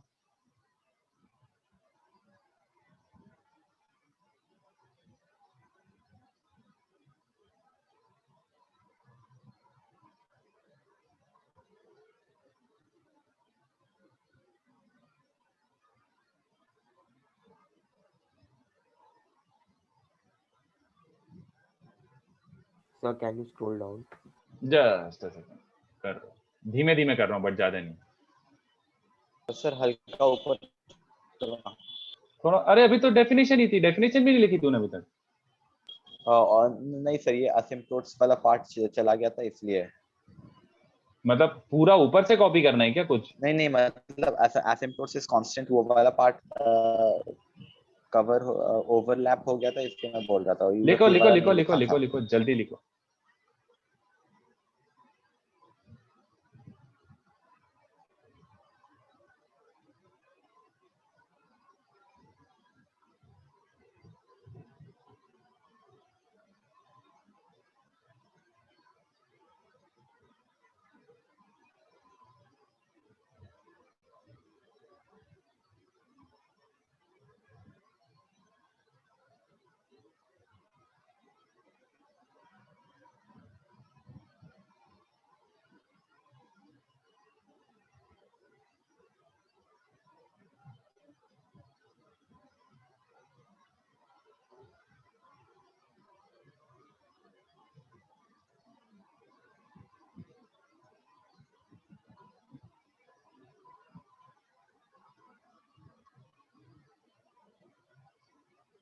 थोड़ा सा और नीचे स्क्रॉल कर रहा हूँ।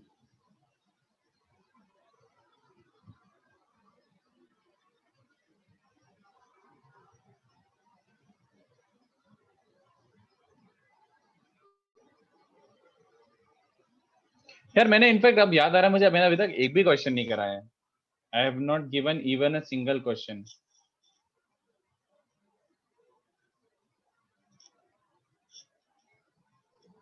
मैं थोड़ा क्वेश्चन जनरली भी दे देता हूँ।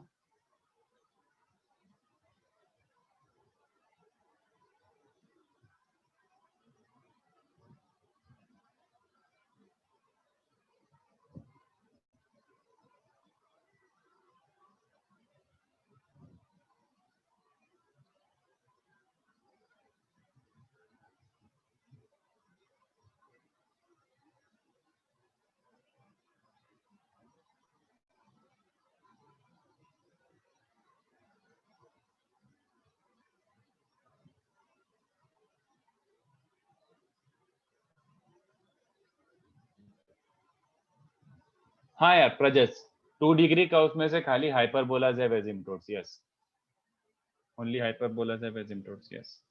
चलो तो मैं थोड़े क्वेश्चंस देता हूँ बच्चों, बुकलेट के ही देता हूँ और एक आध खुद से भी दे दूंगा। पहले ये वाले ट्राई करो, ये पहले इजी वाले देते। मैंने अभी तक टेंजेंट पे भी एक भी क्वेश्चन नहीं दिया है।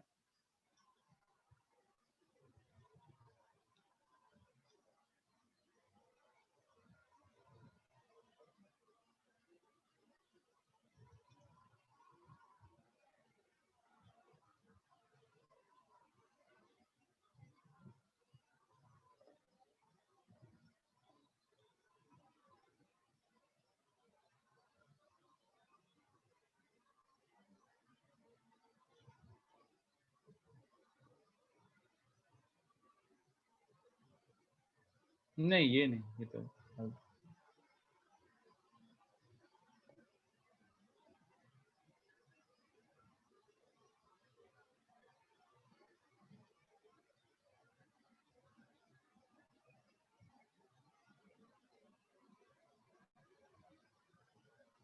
सर आप एक सेकंड सिक्स्थ वाला दिखा सकते हैं? ये रहा सिक्स वाला, ये लिखा है। 2A में से कौन सा देना है मुझे, नेसेसरीली करवाना है? सर 2A में आपने 19th लिखा है या 17th लिखा है? 19। Okay sir. 30 छोड़ो, 30 कुछ गड़बड़ टाइप है, if I remember correctly. 2B में से कौन सा देना था, एक सेकेंड। 2B का 12 कर सकते हैं।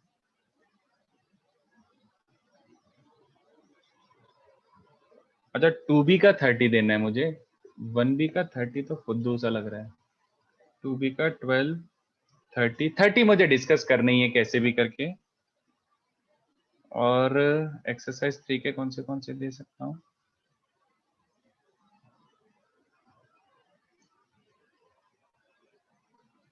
हम्म, 22 एंड 20। ठीक है, ये क्वेश्चंस करते हैं बच्चों। मुझे जिसमें से 2B का 12 कोई काम का है क्या? एब्सोल्युटली नेसेसरीली, हाँ चलो ये 4 तो मुझे कुछ भी करके डिस्कस करना ही है। तुम स्टार्ट करो, ये चार तो मुझे डिस्कस करना ही है।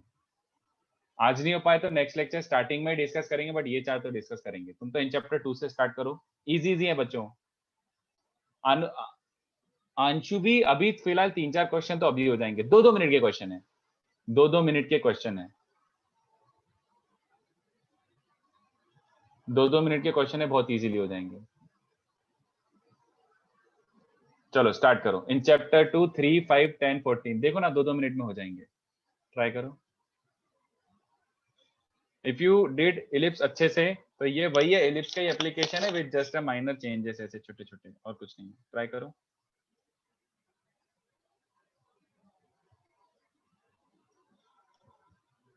तो मैंने टेंजेंट वेंजेंट पे क्वेश्चंस नहीं कराए थे, इसलिए मैं टेंजेंट पे एक दो क्वेश्चन करा देता हूँ। टेंजेंट वेंजेंट पे एक भी क्वेश्चन नहीं कराया मैंने अभी तक, उस पर थोड़े से क्वेश्चन करा देता हूँ, फिर और आगे बढ़ते हैं एसिम्प्टोट्स पे।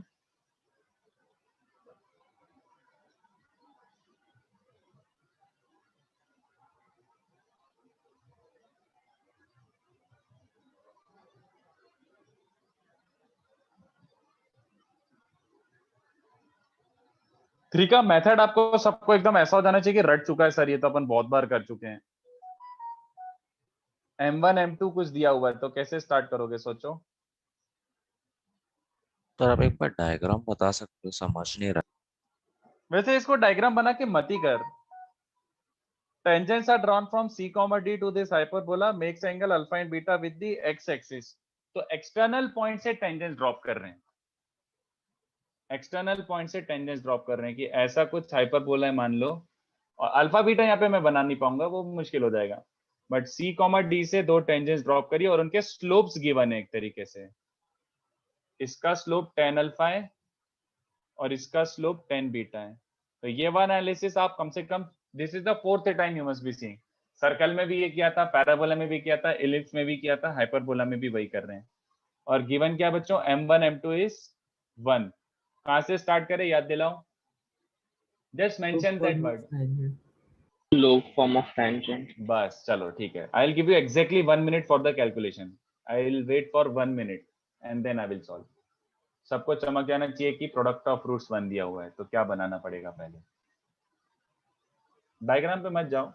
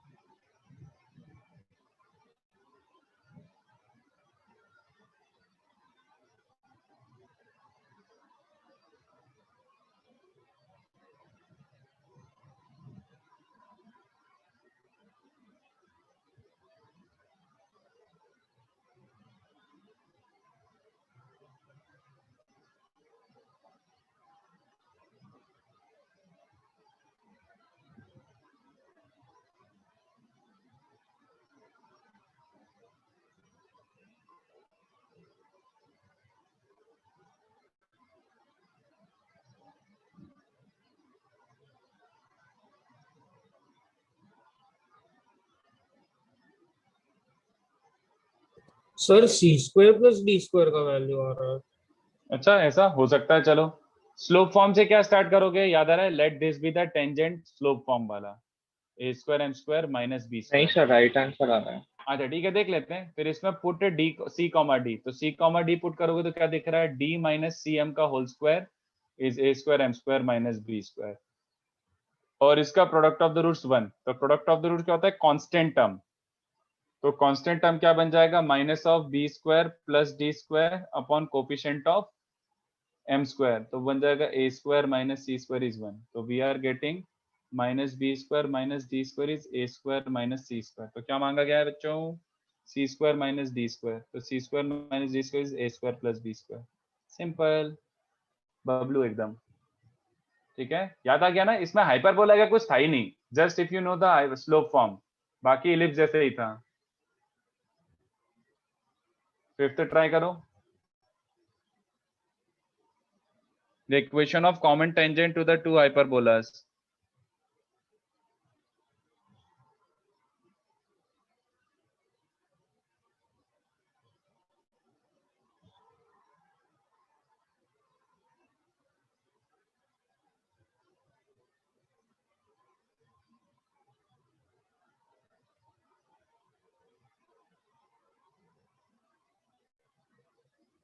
अच्छा कॉमन टेंजेंट का क्वेश्चन है।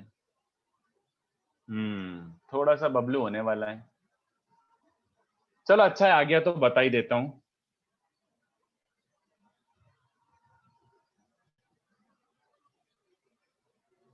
अच्छा नहीं, वो चेंज हो चुका है। X square by A square minus Y square by B square equals to 1।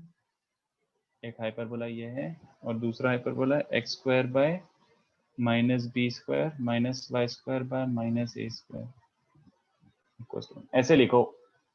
मतलब कंपैरिजन करोगे तो भी आएगा, बट थोड़ा लफड़ा हो सकता है कंपैरिजन में। m की जगह 1/m कैसे करना चाह रहे हो, इनफैक्ट मैं अलग से बता देता हूँ यार, रुको। इसका अगर चाहो तो डिराइव करके देख लो, जैसे भी आपको पसंद हो। इसका स्लोप फॉर्म निकाल सकते हैं क्या बच्चों? इसका स्लोप फॉर्म डिराइव कर सकते हैं क्या?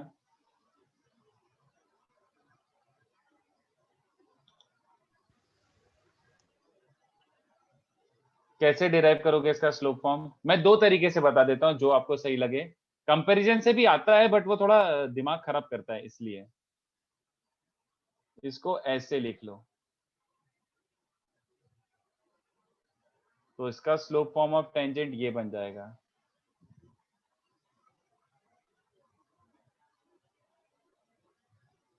टेक्निकली स्पीकिंग ये बन जाएगा। या फिर कंपैरिजन से करना है क्या? Y square by B square minus X square by X square equals to 1। तो इसमें क्या बन जाएगा? Capital X square by capital A square capital Y square by capital B square equals to 1। इसमें कॉन्जुगेट का स्लोप फॉर्म आ गया, y equals to b, capital A is b and capital B is a। वैसे मैं avoid करता हूँ slope form में compare करना, अवॉइड ही करता हूँ, उसमें थोड़ी गड़बड़ी हो जाती है, बट आई थिंक इसमें आ जाना चाहिए। ये क्या लिख दिया? हाँ कॉन्जुगेट नहीं है, बट मैं आइडिया दे रहा हूँ ना। वो कॉन्जुगेट मतलब ओरिएंटेशन तो डिफरेंट है ना, तो डिफरेंट ओरिएंटेशन वाले का कैसे निकालोगे, वो बोल रहा हूँ मैं। It's not necessarily conjugate, and ये जस्ट ऐसे टाइप का हाइपरबोला जो होगा उसका स्लोप फॉर्म ये आएगा, मैं बता रहा हूँ। बट या फिर कंपैरिजन से भी आ जाना चाहिए कि y equals to m x plus minus a square m square plus sorry plus minus b square, ऐसा बनता है ना। तो y को अगर मैं x रखता हूँ, इसको y रखता हूँ, इसको b स्क्वायर m स्क्वायर और इसको a स्क्वायर रखता हूँ, तो टेक्निकली स्लोप फॉर्म होने के लिए कितने बच्चों को समझ रहा है कि अगर मैं स्लोप को स्मॉल m लेता हूँ, hence capital M is 1/m है ना, क्योंकि इस Yes, लाइन sir. का स्लोप, इस लाइन का स्लोप कैपिटल M नहीं है। स्लोप फॉर्म में M शुड हो जाएगा ना सर। व्हाट नहीं, ये सही है यार। ये इसका स्लोप फॉर्म ये लिखा, फिर कंपैरिजन करा, कंपैरिजन के बाद रिप्लेस करा, तो स्लोप एक्चुअली 1/M है। बट जब भी स्लोप फॉर्म होता है उसमें M should represent the slope, proper slope. तो मैं कैपिटल M की जगह स्मॉल 1/M लिख रहा हूँ, where small 1/M is the slope. तो टेक्निकली ये बन रहा है बच्चों,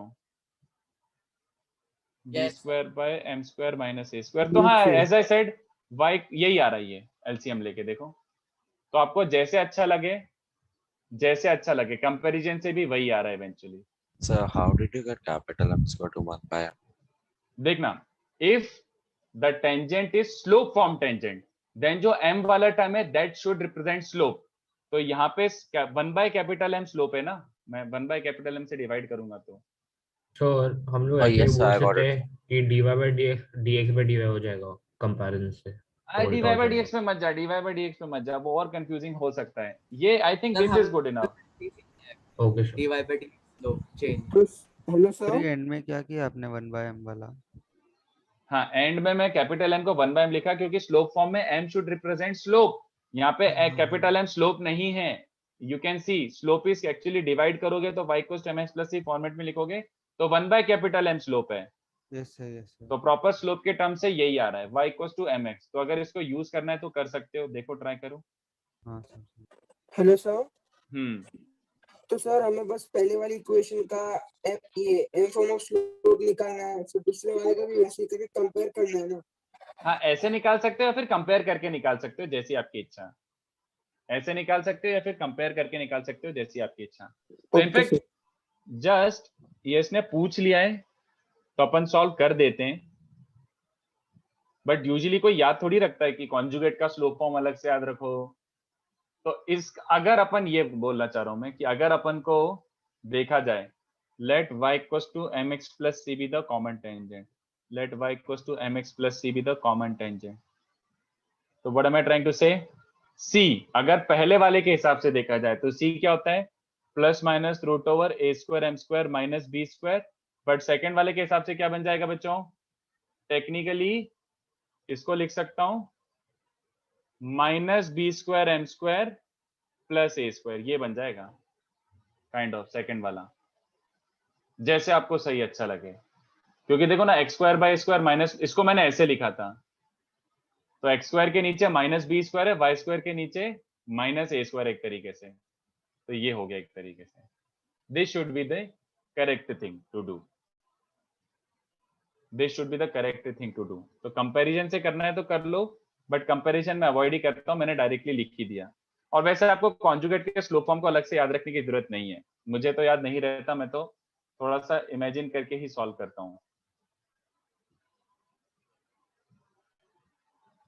या फिर यहाँ पे लिख देता हूँ, या फिर comparison will give you same result.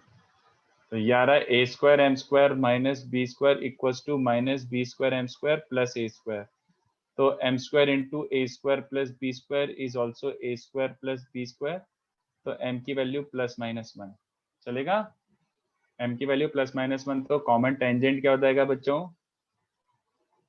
y equals to plus minus 1x plus minus root over m square की वैल्यू 1 रखी है, a square minus b square. Sir I still don't understand, आपने m को 1/m कैसे लिखा? Comparison वाला? Yes sir.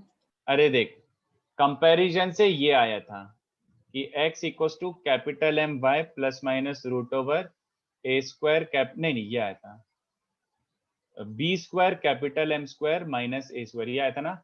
But if you want this to be slope form, तो मैं क्या बता रहा हूं, in slope form m should always be slope, m should be slope, slope form में जो m आता है वो स्लोप का टर्म होना चाहिए। अब यहाँ पे सोच के देख, यहाँ पे कैपिटल M आ रहा है, क्या कैपिटल M लिटरली इस लाइन का स्लोप है क्या, सोच के बता, क्या इस लाइन का स्लोप कैपिटल M है? No sir. नहीं, एक्चुअल स्लोप क्या है, स्लोप होता है minus times coefficient of x upon coefficient of y ना, तो 1/m दिख रहा है क्या, तो if m slope that implies m is actually 1 by capital M, तो कैपिटल M को 1/m लिखना पड़ेगा, क्योंकि we are expecting the answer in terms of slope, actual slope small m, तो ये उसको उठा के ऊपर पुट कर दे, तो क्या बन रहा है, x equals to 1/m y plus minus root over B square by M square minus A square, और y equals to mx plus minus minus A square M square plus B square, ऐसा बन रहा है। Okay, understood sir, thank you. तो comparison also works, but मैंने बिना comparison के भी साफ साफ ऐसे करके बता दिया कि अब ये कर लो, वही बात है एक तरीके से। डिस्क्रिमिनेंट वाली मेथड से भी कर सकते हो कि सॉल्व करके एक लाइन को कॉन्जुगेट से डब्बा जीरो मारो, वो सब सम पोटैटो पटाटो जैसा भी हो, बट एक क्वेश्चन कर लिया अपन ने क्लास में तो अब अच्छा लग रहा है थोड़ा सा। Is everyone okay with this thing? Sir एक डाउट है सर, बोलो। जब हमने कॉन्जुगेट का इक्वेशन कंपैरिजन से निकाला y is equal to x डाल के और x is equal to y डाल के, तब तो सर हमें automatic m is equal to 1/m आ गया था, तो आपने अभी क्या प्रूफ किया है m is equal to 1/m वापस? वही किया वापस से, that same analysis I wrote here, वो मैंने रब कर दिया था एनालिसिस, बट सम की डास सर वो एनालिसिस वापस से समझाओ कि स्लोप कहां से आया, तो मैंने उसको वापस से लिखा और कुछ नहीं किया। ठीक है, चलो अच्छा, लेक्चर काफी एक्सटेंड हो गया 5 मिनट, बट चलो ठीक है, आज के लिए इतना काफी है। थोड़ा सा होमवर्क ग्रुप पे भी अपडेट करता हूँ, बट ये क्वेश्चन जरूर ट्राई करना। अब अपन बस बढ़ते ही जाएंगे इसमें, नेक्स्ट लेक्चर भी कुछ करेंगे और थोड़े अच्छे क्वेश्चंस करेंगे, बट ये बचे हुए क्वेश्चन जरूर ट्राई करके आना बच्चों, ठीक है। ये 4 तो मैं क्लास में डिस्कस करूंगा, ये 4 तो मैं क्लास में डिस्कस करूंगा, ठीक है। तो ये 4 तो करना ही है absolutely, we will discuss this in next class. Okay चलो आज के लिए इतना काफी है, मिलते हैं अपन नेक्स्ट लेक्चर। Bye bye. यार 2.5 से 3 लेक्चर तक का और थ्योरी बाकी है जतिन, 2.5 लेक्चर तक का एंड क्वेश्चंस मिला के वैसे। चलो बाय। तो मैं पीडीएफ अभी शेयर कर देता हूँ, इसको एनालाइज करना हो तो अच्छे से एनालाइज कर लेना।